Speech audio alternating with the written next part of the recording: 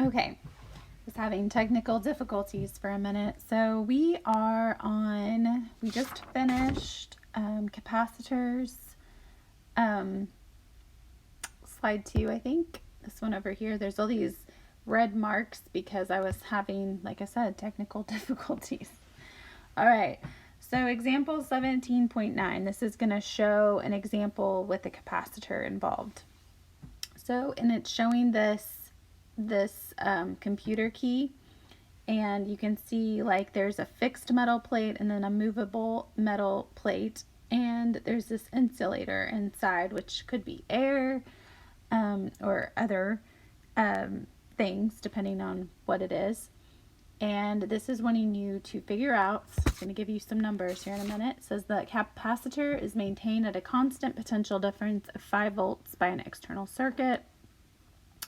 When the key is pressed down, the top plate moves closer to the bottom plate, which then causes the charge to flow through the circuit. If each plate is a square of size 6 millimeters, and the plate separation changes from 4 millimeters to 1 millimeter when a key is pressed, how much charge flows through the circuit?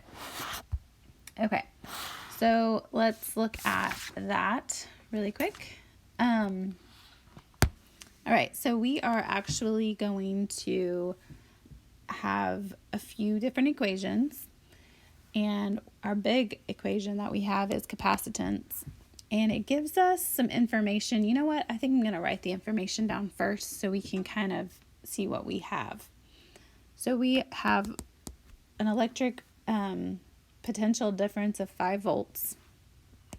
Okay, so we definitely need something that's going to involve voltage. And then we also have that the square sides are 6 millimeters. So that's the sides of the square. So if we multiply that, right, then we end up with the area. And we don't like millimeters, but we'll fix that in a minute. And then it changes, the distance goes from 4 millimeters to 1.2 millimeters. Okay, so this is like the initial distance, and this one was like the final distance. So that means that we're going to have to do like the change of. Okay, so now we are looking to find how much charge. Okay, so if we go through some of our equations, I'm going to erase that for a minute. And look, we could find charge if we had capacitance times voltage. And we know that we're dealing with voltage and we're trying to find charge. So how can we find the capacitance? So capacitance, using the information that we've been given, we have capacitance is equal to that permittivity constant times area divided by distance. Do we have area? Do we have distance? Yes. Do we know what the permittivity constant is? Probably not. Haven't memorized at this point, but yes, we definitely have that. All right, so now let's kind of put this all together. So in order to find the charge, I'm going to write this down here. Charge is equal to, we're going to have times voltage minus that initial distance as well. Okay, now you could factor it out if you want to, but I'm just going to keep it all on here so that it hopefully makes sense. All right, so our final distance was that 1.2 millimeters, okay? So we need to make that one first. So let's do 8.85 times 10 to the negative 12th farads per meter. And then multiply it by, now we could go ahead and do the area if we wanted to be more simple about it.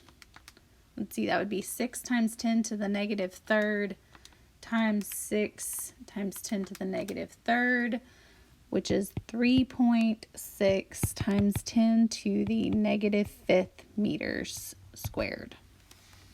Okay, And then you're going to divide that all by the final distance, which was this 1.2 millimeters. So 1.2 times 10 to the negative third meters times 5 volts. And that's, I believe that is 1.32 times 10 to the negative 12th. You might check that just to make sure. And then that is all minus the initial distance. So 8.85 times 10 to the negative 12th farads per meter times still the same area. So 3.6 times 10 to the negative 5th meters squared divided by that initial distance, which is 4 millimeters. So 4 times 10 to the negative third meters. And then this is still multiplied by 5 volts, which I believe this one is equal to 3.98 times 10 to the negative 13. So if you take 3.98 times 10 to the negative 13th minus 1.3275 times 10 to the negative 12th. Oh wait, I think I had these backwards. I think I had them backwards. Possibly. So 3.9, wait. Yeah, I think I had them backwards. 1.325, 3275 times 10 to the negative 12th minus 3.98. Yeah, I did. I'm sorry. This was actually equal to, so if you did that first one and it was completely wrong, that is why. This one should be, this answer right here should be 3.98 times 10 to the negative 13. No. No. No, I had that right. 1.3275. I'm so sorry. Let me see here. Times 10 to the negative 12th minus 3.98 times 10 to the negative 13th. Yeah, so that's 9. Never mind. I'm sorry.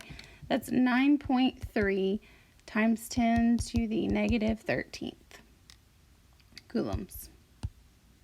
Okay? So that's your answer. I'm sorry if I confused you with the flipping and everything. It's just there was a lot of numbers and I had written it down, but I don't know what I did there. Must have said it wrong. Yeah, I wrote it wrong for some reason. But it was probably just the way that I wrote it on the paper. I was doing it really late, so who knows.